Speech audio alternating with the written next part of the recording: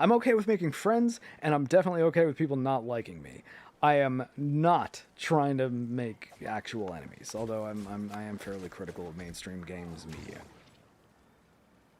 Although, God, I don't know if you guys saw the Tom Warren tweet about AI being considered by publishing agencies to do things like write video game news articles. Like say, oh, there's a press release on Mortal Kombat 1.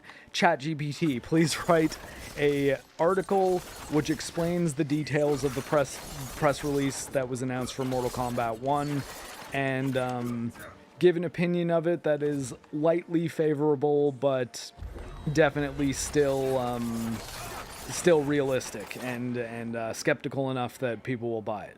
And then they just have AI write it.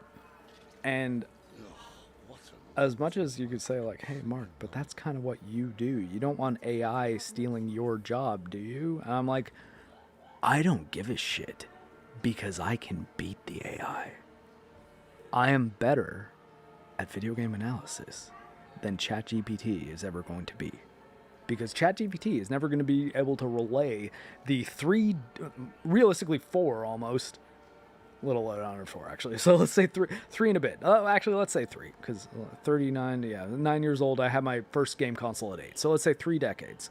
3 decades of experience playing a whole shitload of games and comparing them and loving a whole bunch of them, getting emotionally attached to the stories in them. I can do better than an AI can, but I'm not sure that most of these people can. Okay? So bring on the AI video game journalists, okay? I'm not afraid of them. If you are,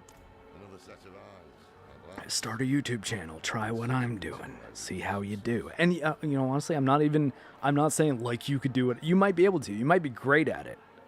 But I think if you were, you wouldn't be afraid that an AI is going to take your job. If you can analyze media well, an AI cannot do what you can do. And I'm not even that great.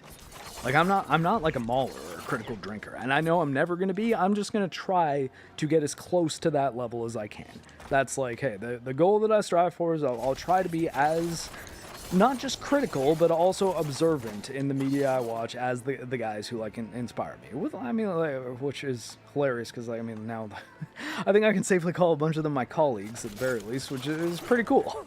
And at the same time though, it means I can more directly learn from guys like Rags and Mauler and Fringy and Metal Commander and John, CJ Graham. Oh man, there's so many people that I've been on like these shows with. That Theo, good old skeptical doomer about Elden Ring. Theo, Theo's got solid points, man. You knew you liked Elden Ring less than I did. I appreciated being in the conversation where we got to hear Theo's analysis, even though I disagreed with a lot, not disagreed with it. I didn't weigh it as strongly as he did in his overall opinion of the game, but I definitely don't think he's wrong about most of his criticisms either. So that's an interesting conversation to have, because Theo's the guy that doesn't even do a channel or like a thing, but he's better than an AI video game journalist would be. I can tell you that right now. I don't have to see a single thing he's ever written, because I've spoken to him, and I understand very clearly that he knows his shit. And I hang out with a lot of people who really know their shit. And I don't believe an artificial intelligence is going to be able to accurately simulate any of that. With any degree. Okay, but yeah, okay. Clearsight just mentioned the possibility of real AI, as in like sentient AI. And yeah, that might be... That might be a little bit of a different thing. In AI, should we just change the definition of AI in the context we use it right now to like algorithm intuition? That works. Because that is... It really is an algorithm intuiting what a person might do. So I think, yeah, AI in the context of ChatGPT, I vote we start a new thing. Algorithm intuition. Because...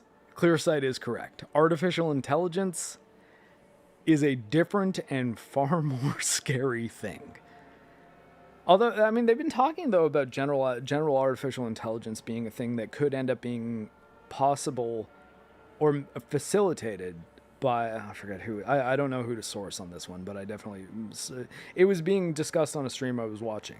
But that if they give an AI a body, a physical form, like a robot body, and turn the AI not into just a generalized program that just exists in the ether, but a specific thing, like a person, a person with an artificial brain. And by brain, I don't mean like, hey, they cloned a brain and just made like, a clone, or like, what I mean is a program which simulates thought to a degree that it can actually think, that it can actually feel, and that it can create. It can create new, hey, Peter Small on Kick, how's it going? It can create new concepts and new ideas, because that's what, at least right now, AI cannot do.